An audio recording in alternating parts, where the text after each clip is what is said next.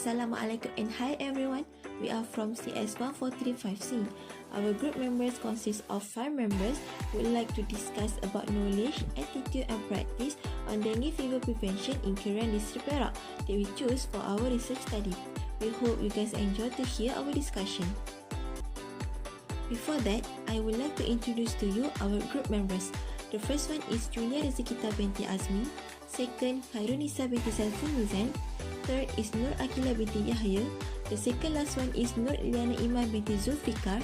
And last but not least is Nurul Alia Anissa binti Abdul Ghani.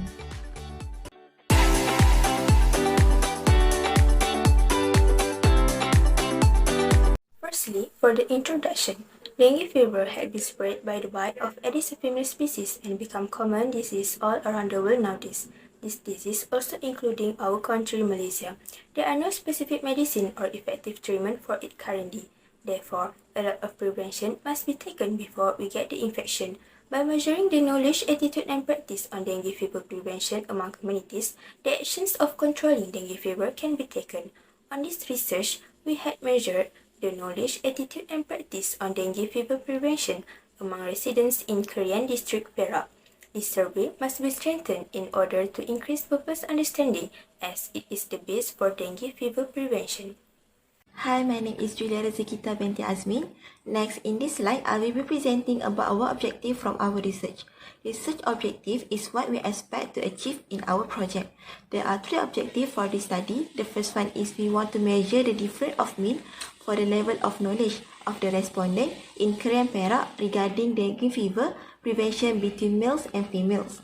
Second, to determine the mean difference in the respondent level of attitude about dengue fever prevention according to their marital status.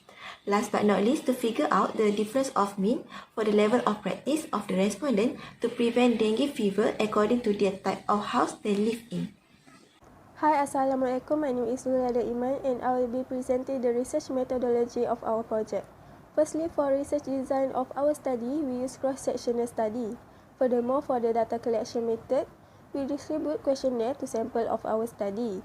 And the type of research design that we use is descriptive design. Next, our population is the residents in Kerian. Sample is people who live at Taman Kerian. And our sample size is 404 from 166,352 population of residents in Kerian. Besides, in this study, we use a probability sampling design, which is simple random sampling, where the sample size of the study will randomly be approached. Now for our data collection method, we distribute questionnaires to respondents. Our questionnaire consists of 5 sections, A, B, C, D, and E, where for section A until D is closed-ended questions and section E has open-ended questions. For the data preparation, we have 5 steps, which are questionnaire checking, editing, coding, transcribing, and analysis strategy selection.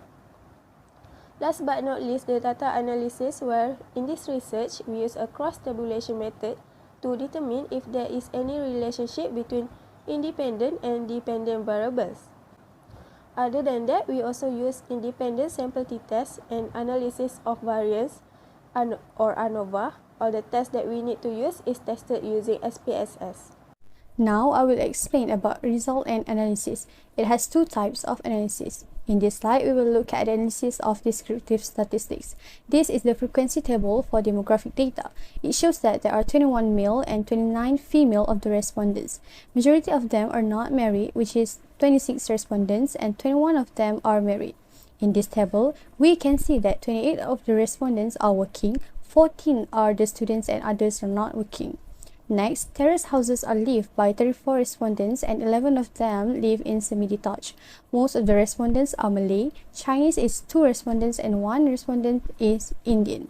As we can see here, most of the respondents doesn't have family member that age 65 and above, while 20 of them have it. Moreover, all of the 50 respondents have heard about dengue, but 27 of them have attended any lecture on dengue fever. The last one is 6 out of 50 respondents have ever been infected by dengue and others are not. After that, the second analysis, which is analysis of inferential statistics. There are three objectives, and the first one is to measure the difference of mean for the level of knowledge of the respondents in Kerian Perak regarding dengue fever preventions between male and females. The null hypothesis is there are no difference in the value of mean between males and females. To conduct this table, we use independent t-test on SPSS and all the assumptions were checked. It can be concluded that there was a statistically significant difference in mean gender since p-value was 0.769 while t-statistics and degrees of freedoms are 0.465 and 48. Based on this table, female group was reported to be lower than male group. Therefore, the H null cannot be accepted. Besides, the second objective is to determine the mean difference in respondents' level of attitude about dengue fever prevention according to their marital status. Its null hypothesis is there are no significant difference in mean in respondents' level of attitude about dengue fever prevention according to their marital status. To achieve this objective, we have used one-way ANOVA and each assumption was carefully examined. There are no significant difference in mean in respondents. The p-value for one-way ANOVA was founded more than 0.05. The result shows that not married have the highest mean, which is 8.6923, and others have lowest, which is 7.3333. It can be concluded that we can accept the null hypothesis. Last but not least, we have objective number 3. The objective is to figure out the difference of mean for the level of practice of the respondents to prevent dengue fever according to the type of house they live in. We can see that the null hypothesis is there are no difference in the value of mean depending on the type of houses each respondent lives in. One-way ANOVA was applied and each assumption was checked. There is no significant difference in mean value for respondents' level of dengue fever prevention practice depending on the type of houses each respondents live in. It's because the p-value for one-way ANOVA is greater than 0.05. As a result, the mean for semi-detached was higher while terrace was the lowest. To conclude, its null hypothesis can be accepted. Next, for conclusion, dengue fever seems to be a common disease around the world, including Malaysia. So, prevention strategy is a must so that it can be eradicated. One of the action taken is by measuring the knowledge, attitude and practice among the residents in the hot area of dengue fever. And then, several objectives have been achieved in this research. First, to measure the difference of mean for the level of knowledge of the resident in Kerian regarding to dengue fever prevention between male and females. And second, to determine the mean difference in respondent level of attitude about dengue fever prevention according to their marital status.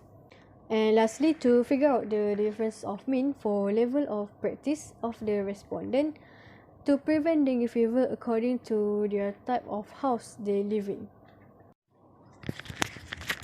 And lastly, the limitation for this research. First is short period of time to the research.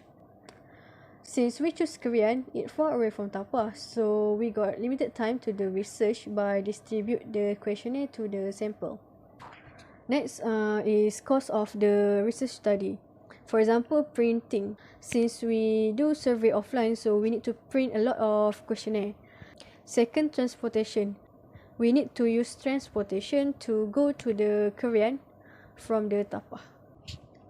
And lastly, respondents' behavior. There must be some people that refuse to answer the questionnaire when we distribute. However, it is not the respondent's fault in this situation since they have the right to refuse to answer the questionnaire.